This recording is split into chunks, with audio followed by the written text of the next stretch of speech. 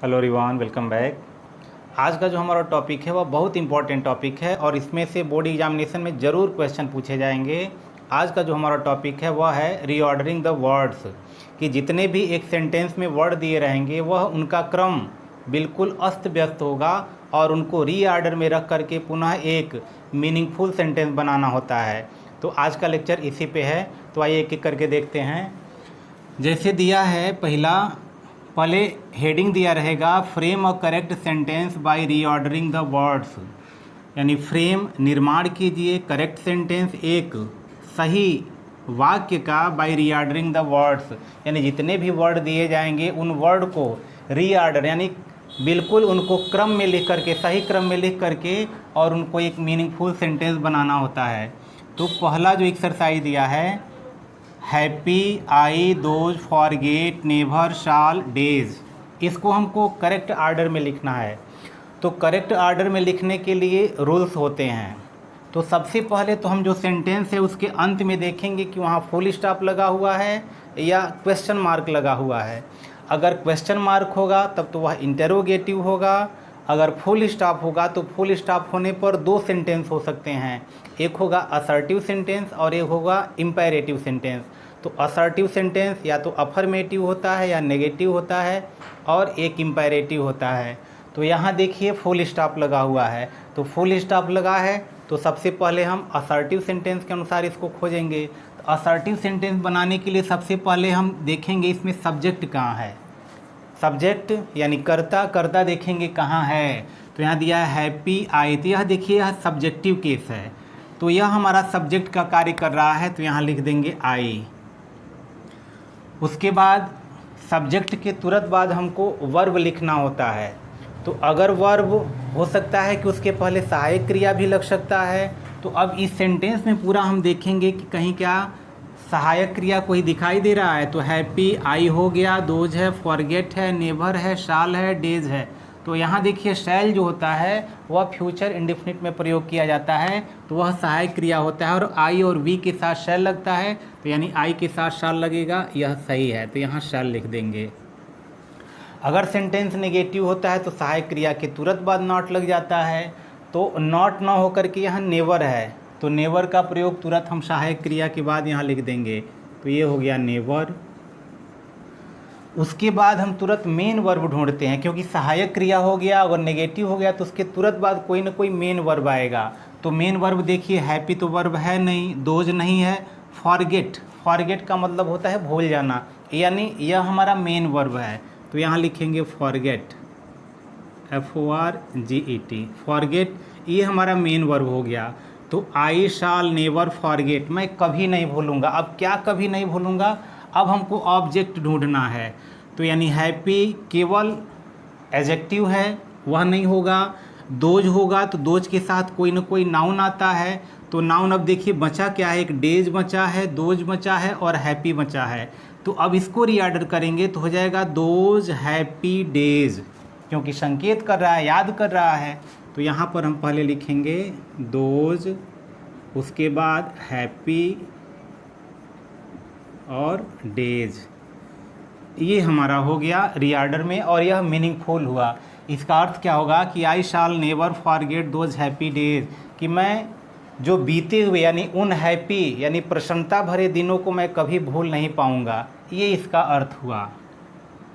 अब अगले सेंटेंस में चलते हैं। तो अगला सेंटेंस रीऑर्डर के लिए है, तो पहले सेंटेंस को पढ़िए। दिया है कि me give eat to something please, अब इसको हमको रीऑर्डर में करना है। तो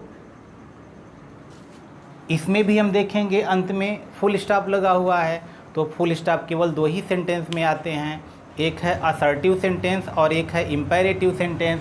तो असर्टिव सेंटेंस के लिए हमको सबसे पहले सब्जेक्ट ढूंढना होगा, तो सब्जेक्टिव केस ढूंढिए। मी ऑब्जेक्टिव केस होता है, यानी जो यह आई है, आई का ऑब्जेक्टिव केस मी होता है, तो पहले हम मी लगा नहीं सकते हैं। गिव क्रिया है, इट क्रिया है, टू इन्फिनेटिव में आ जाएगा, समथिंग प्लीज़, यानी इसमें कोई भी सब्जेक्ट नहीं दिखाई दे रहा है, तो मतलब अब यह है कि इम्पेरेटिव सेंटेंस में जाएगा। तो इम्पेरेटिव सेंटेंस में सबसे पहले हम वर्ब ढूंढते हैं।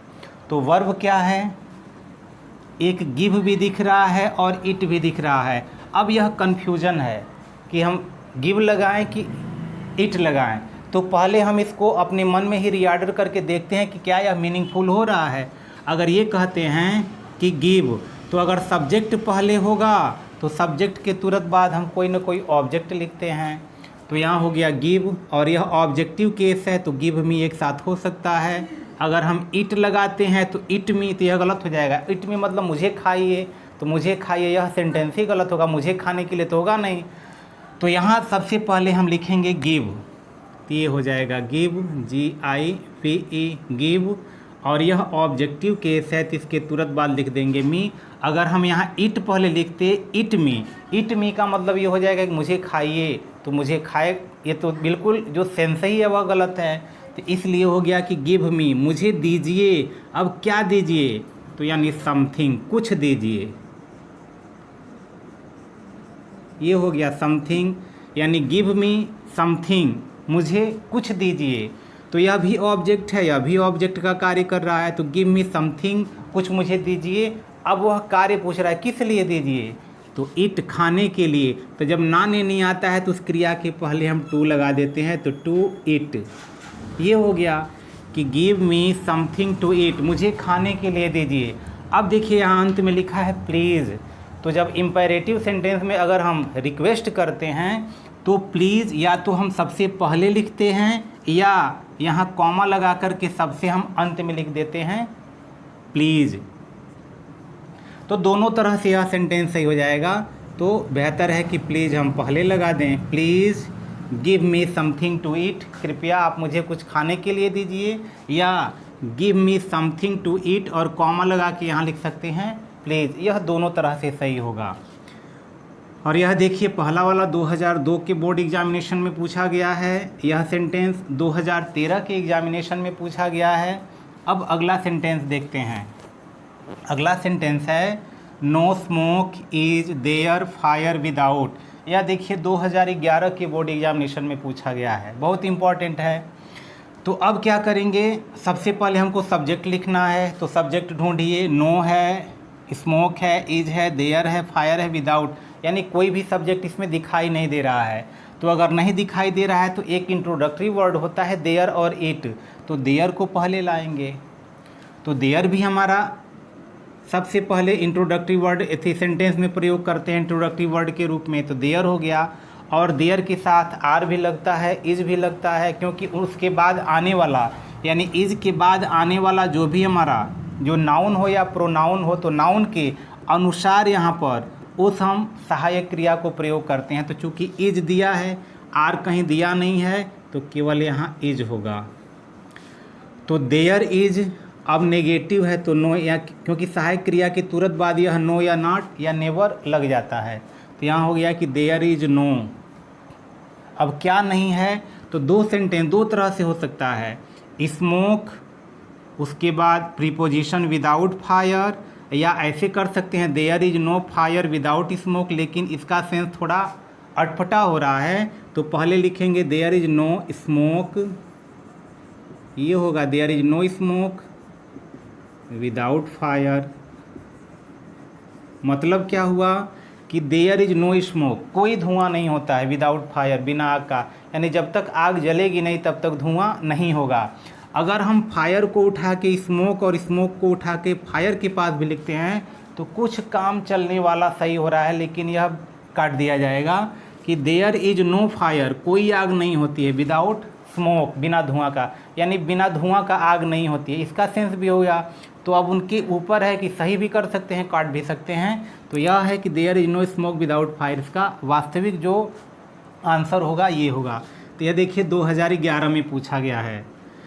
अब चौथे क्वेश्चन में चलते हैं जो 2010 में पूछा गया है। देखिए क्वेश्चन है a in need friend is indeed a friend. अब इसको देखिए, यहाँ भी फ्रेंड, यहाँ भी फ्रेंड, यहाँ इज, यहाँ इन आया है, ए यहाँ पर भी ए आया है।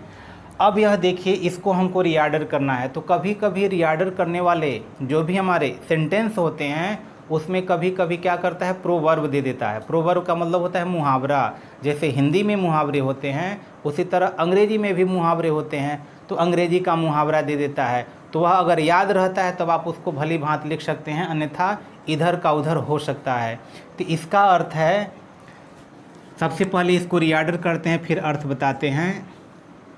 तो ये होगा, देखिए बीच में कॉमा भी पहले से इसमें लगा करके दिया है, 2 पार्ट में यह बंटा होता है। यह जो मुहावरा है 2 पार्ट में बंटा हुआ है। तो यहाँ होगा अ फ्रेंड, यानी यहाँ पर भी फ्रेंड सिंगुलर नंबर, यहाँ पर भी फ्रेंड सिंगुलर नंबर, तो इसलिए अ फ्रेंड, और यहाँ लिखेंगे अब, यानी यह एक तरफ है और यह एक तरफ है, तो यह हो जाएगा अ फ्रेंड इन, और ये हो जाएगा नीड। इसलिए कॉमा लगा करके इसको एक तरफ या दूसरे तरफ, तो इसको एक तरफ यहाँ रीऑर्डर कर देना है और इसको एक तरफ रीऑर्डर कर देना है।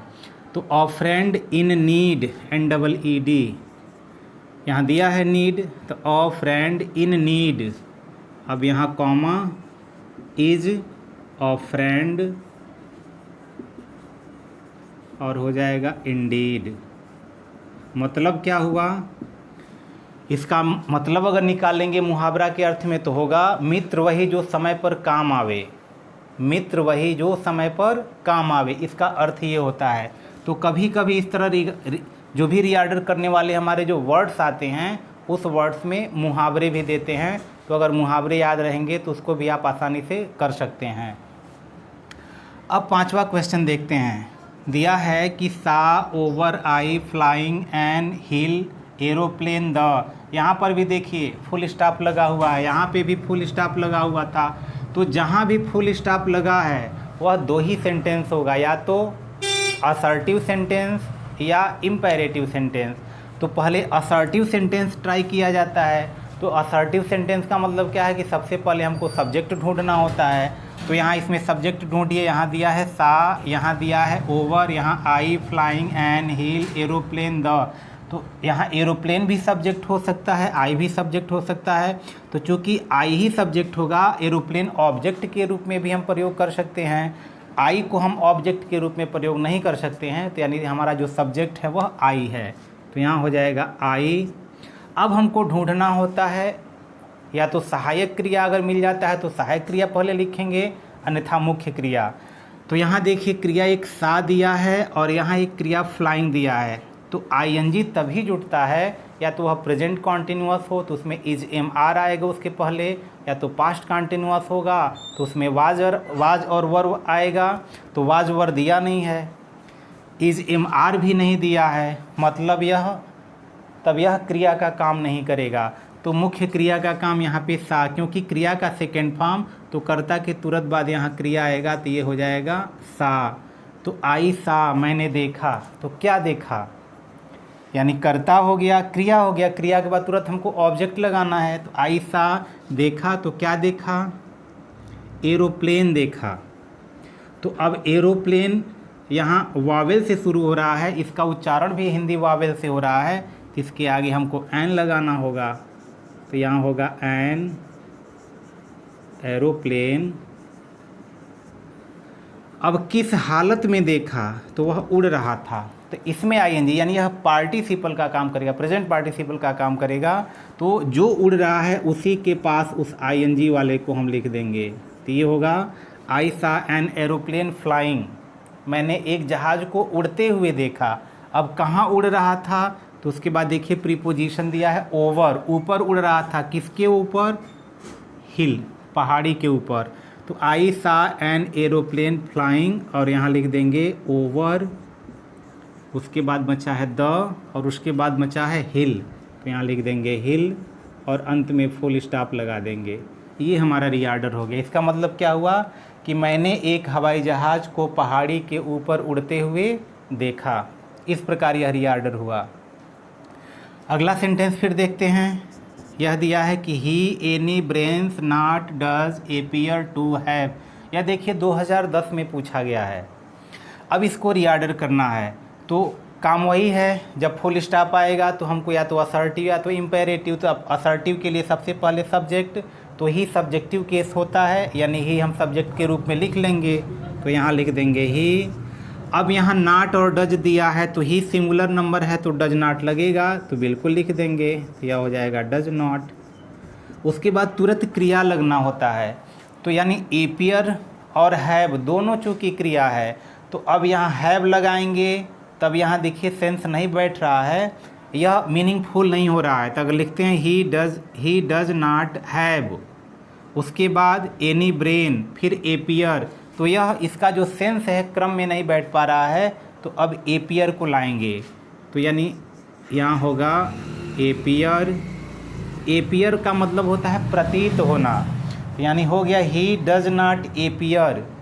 अब यहाँ चूँकि टू हैव दिया है तो यह इन्फिनेटिव का काम कर रहा है। टू हैव यानी पास होना, रखना। तो he does not appear to have, अब क्या उसके पास ऐसा प्रतीत हो रहा है कि नहीं है, तो एनी ब्रेन्स, तो यहाँ हो जाएगा एनी, BRAINS। तो ये हो गया he does not appear to have any brains, यानी ऐसा प्रतीत होता है कि उसके पास कोई दिमाग ही नहीं है। इसका अर्थ ये हुआ he does not appear to have any brains, यानी ऐसा प्रतीत होता है कि उसके पास बिल्कुल दिमाग ही नहीं है, ये इसका अर्थ हुआ। नेक्स्ट 7वें सेंटेंस पे चलते हैं। तो 7वां सेंटेंस दिया है boy my brother is eyes blue with the, यहाँ पर भी फुल स्टॉप है और ये 2010 में पूछा गया है। तो 2010 में पूछा गया है, तो यहाँ पे ढूंढिए, अगर फुल स्टॉप है तो या तो इम्पेरेटिव या तो असर्टिव सेंटेंस। तो चूँकि इज आया है तो यह इम्पेरेटिव ना होकर के असर्टिव सेंटेंस है, तो सबसे पहले हम सब्जेक्ट ढूंढेंगे। तो यानी बॉय दिया है, माई और माई ब्रदर भी हो सकता है सब्जेक्ट, बॉय भी हो सकता है, और कुछ नहीं दिख रहा है। तो यहाँ द और बॉय, यहाँ हो गया द बॉय, क्योंकि माई ब्रदर के आगे द नहीं लगेगा, तो ये हो गया कि द बॉय, वह लड़का। अब यहाँ इज, अगर यहाँ लगाते हैं तो इज लगाएंगे तो क्या देखेंगे, सही हो सकता है कि इज माई ब्रदर इज, अब क्या, यानी the boy is my brother, वह लड़का मेरा भाई है। अब the boy is my brother, यह भी सेंस गलत होगा। अब वही लड़का मेरा भाई, इसका सेंस ये हो सकता है। आगे देखते हैं, अगर लगाते हैं कि the boy is my brother, वह लड़का मेरा भाई है, और क्या हो रहा है कि विद द ब्लू आइज, यह सेंस कुछ उल्टा सीधा हो जा रहा है, तो इसको ऐसे लिखेंगे। इस पर एक वीडियो लेक्चर हम बना चुके हैं, और इस तरह के सेंटेंस जब आते हैं तो उसको किस प्रकार से हम अनुवाद करते हैं, चाहे किस प्रकार से हम उसको लिखते हैं, इसके लिए एक वीडियो लेक्चर पहले से ही बन चुका है। उसको आप वीडियो जो प्लेलिस्ट है, प्लेलिस्ट में जा कर के अनुवाद के सेक्शन में देख सकते हैं। तो यहाँ हुआ कि द बॉय, अब उसके बाद यह प्रीपोजिशन लगेगा, तो ये हो गया विद, और उसके बाद जो हमारा एडजेक्टिव है, तो ये है एडजेक्टिव ब्लू, BLUE, ब्लू, और क्या है ब्लू, तो आइज। तो इसका मतलब हुआ कि the boy with blue eyes, नीले आँखों वाला लड़का, यानी इसमें वाला वाली करके आएगा, इसमें जो विद है यह साथ के सेंस में नहीं आएगा, मतलब भाव वही है, लेकिन वहाँ हिंदी में उसका हम अर्थ निकालेंगे वाला, कि the boy with blue eyes, नीले आँखों वाला लड़का। अब ये कहेंगे वाला वाली के लिए तो अबाउट टू का प्रयोग होता है, तो अबाउट टू का प्रयोग तभी होता है जब काम होने वाला है। इसमें कोई काम नहीं दिखाई दे रहा है, यह दिखाई दे रहा है कि जो वह नीला आँख है उसी के पास है, तो इसमें काम कोई दिखाई नहीं दे रहा है, तो इसलिए इसका हम अर्थ वाला वाली में निकाल लेते हैं। तो the boy with blue eyes, नीले आँखों वाला लड़का। अब लगाएंगे इज, तो कहेंगे यहाँ आइज आया है तो ये बहुवचन है, यानी प्लूरल नंबर है, तो इज क्यों लगाएंगे, तो चूँकि हम आइज के लिए नहीं लगाएंगे, इस लड़के की बारे में बता रहे हैं, तो इस लड़के के अनुसार यहाँ इज लगेगा, आइज के अनुसार नहीं लगेगा, क्योंकि कह रहा है कि नीले आँखों वाला लड़का मेरा भाई है। तो भाई कौन है, आँख भाई है कि वह लड़का भाई है, तो लड़का सिंगुलर नंबर में है, इसलिए उसके अनुसार हम यहाँ पे इज लगाएंगे। और यहाँ बचा है माई ब्रदर, तो लिख देंगे माई, और ये हो जाएगा ब्रदर। क्लियर हो रहा है। तो the boy with blue eyes is my brother, कि नीले आँखों वाला लड़का मेरा भाई है, इसका अर्थ ये हुआ। अब लास्ट वन इसमें इस स्लाइड का है कि do to tell this work him without delay. अब इसको भी हमको रीऑर्डर करना है तो अंत में देखिए यहाँ पर भी फुल स्टॉप लगा है, या तो असर्टिव सेंटेंस या तो इम्पेरेटिव सेंटेंस। तो असर्टिव सेंटेंस में बनाने के लिए सबसे पहले हमको सब्जेक्ट ढूंढना है, आई, बी, ही, सी, दे, किसी का नाम हो सकता है, नाउन।